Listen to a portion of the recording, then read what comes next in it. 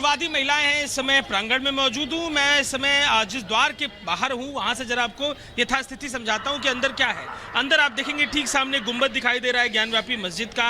इसके पीछे के हिस्से में आप थोड़ा और पीछे उठ के हम आपको दिखाते हैं जो एक खंडहर की तरह से आकृति दिखाई दे रही है। ये वो पीछे का हिस्सा है जिसके पास दीवार पर महिलाओं को एक दिन साल में पूजा की अनुमति मिलती है। तो इसी गुंबद के ठीक नीचे के हिस्से में इस समय तमाम वो जो महिलाएं हैं, पक्षकार महिलाएं हैं, जिसमें सीता साहू, मंजू व्यास और दूसरी लक्ष्मी देवी और ये और बिल्कुल अजय आपके पास वापस लौटेंगे। इसी बीच बिल्कुल इस पर बात करेंगे, वापस लौटेंगे, लेकिन इसी बीच आपको बताते हैं आम आदमी पार्टी की तरफ से प्रेस कॉन्फ्रेंस की जा रही है। आइए सुनते हैं।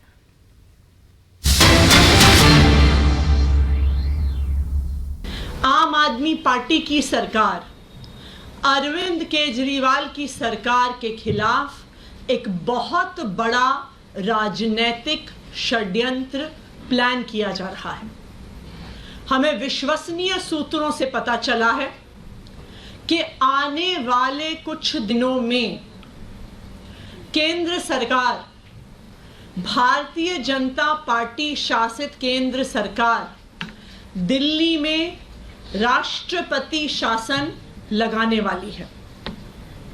इसके कई संकेत पिछले कुछ दिनों से दिख रहे हैं।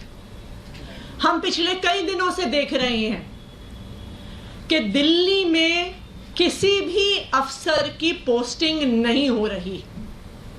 जो आईएएस अफसर हैं उनकी पोस्टिंग एमएचए द्वारा कंट्रोल्ड होती है, लेकिन पिछले कई महीनों से किसी भी सीनियर आईएएस अफसर की पोस्टिंग दिल्ली में नहीं हुई। दूसरी बात, दिल्ली के अंदर कई विभाग खाली हैं, वहां पर अफसर पोस्टेड नहीं हैं, लेकिन फिर भी दिल्ली के अंदर किसी भी अफसर को नहीं लगाया जा रहा।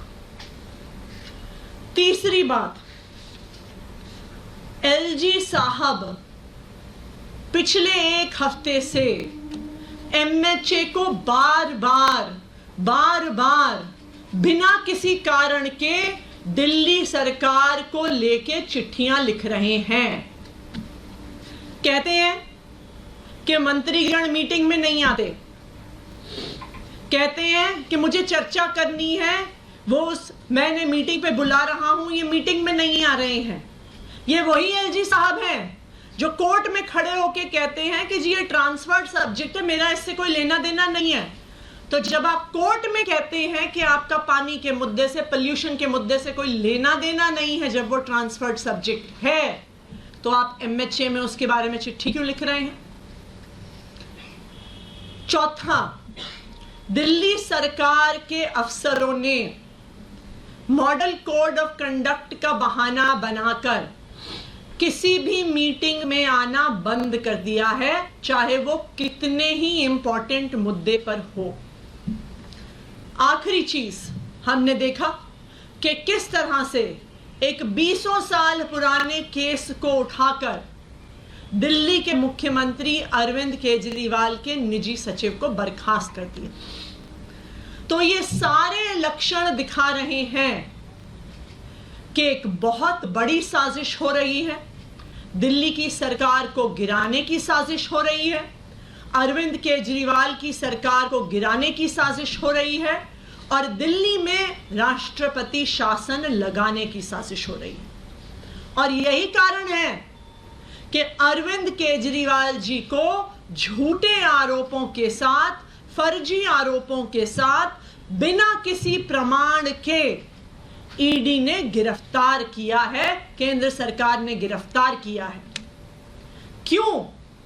क्योंकि भारतीय जनता पार्टी को ये पता है, वो ये जानते हैं कि वो कितना भी जोर लगा लें, वो दिल्ली में अरविंद केजरीवाल को हरा नहीं सकते हैं।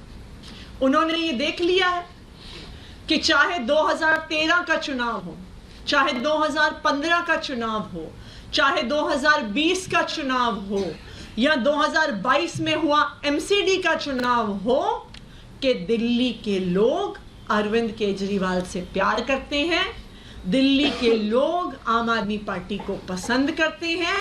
और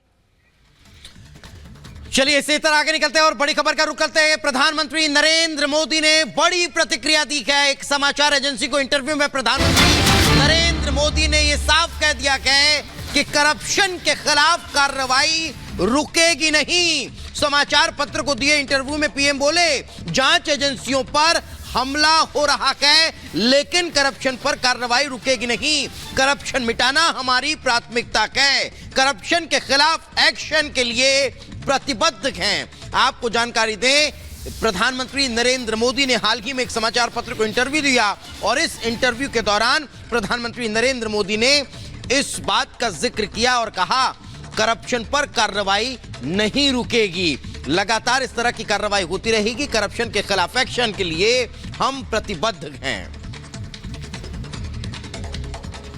तो प्रधानमंत्री नरेंद्र मोदी ने कांग्रेस पर भी हमला बोला। उन्होंने बोला कि कांग्रेस के जो इरादे हैं वो खतरनाक हैं। कांग्रेस को लेकर के और क्या कुछ कहा गया है, सुनिए जरा। तो इस वक्त आपको बता दें, कांग्रेस पर प्रधानमंत्री नरेंद्र मोदी का कांग्रेस को जवाब दिया गया है। कांग्रेस के इरादे खतरनाक हैं। कांग्रेस का इतिहास भी खतरनाक है। शोभा यात्रा पर पत्थर बरसाए गए थे। खाली जमीन किसी देश को दे सकते हैं। कच्चा टीपू जैसे रेगिस्तान में भी लोग नहीं रहते हैं। क्या कहा है, सुनिए जरा। रहता नहीं तो क्या दे देनी है क्या? फिर तो ये रेगिस्तान को तुम क्या कहोगे कल? यही कहोगे कोई रहता है क्या? क्या कोई देश की सेवा ऐसे होती है क्या? ये तरीका है क्या? ये है इनकी मानसिकता। इनके लिए देश का खाली हिस्सा सिर्फ जमीन का एक टुकड़ा है। कल ये कांग्रेसी राजस्थान जैसे सीमावर्ती राज्य की खाली जमीन यही कहकर किसी भी देश को दे सकते हैं। कांग्रेस का सिर्फ इतिहास ही खतरनाक नहीं है, बल्कि कांग्रेस के इरादे भी खतरनाक है। और आज आपको चुनावी अपडेट बताते हैं कि आज क्या होने वाला है। जम्मू कश्मीर के उधमपुर में प्रधानमंत्री नरेंद्र मोदी की जनसभा है। राजस्थान के बाड़मेर की अगर बात करें तो वहां पर प्रधानमंत्री की रैली होनी है। राजस्थान के दौसा में प्रधानमंत्री नरेंद्र मोदी का रोड शो होना है। मुरादाबाद में गृह मंत्री अमित शाह की जनसभा होनी है। यह आपको बता रहे हैं चुनावी अपडेट। अमित शाह की तमिलनाडु के मदुरै में भी रोड शो होगा। मेगा प्रचार करेंगे वो वहां पर। मुख्यमंत्री योगी की सहारनपुर और कैराना में जनसभा होनी है। और राजनाथ सिंह की चमोली, चंपावत, उधम सिंह नगर में भी रैली होनी है। ये आपको बता रहे हैं। जेपी नड्डा की अगर बात करें तो उनकी छिंदवाड़ा, सीधी और गोंदिया में भी जनसभा होनी है। छिंदवाड़ा जो कमलनाथ का गढ़ माना जाता है। पीलीभीत में अखिलेश यादव की चुनावी जनसभा होनी है। चुनावी अपडेट आपको बता रहे हैं। पीलीभीत में अखिलेश यादव की चुनावी जनसभा होनी है। आज क्या होना है ये आपको जानकारी दी। आगे देखेंगे 2 मिनट में चुनावी खबरें।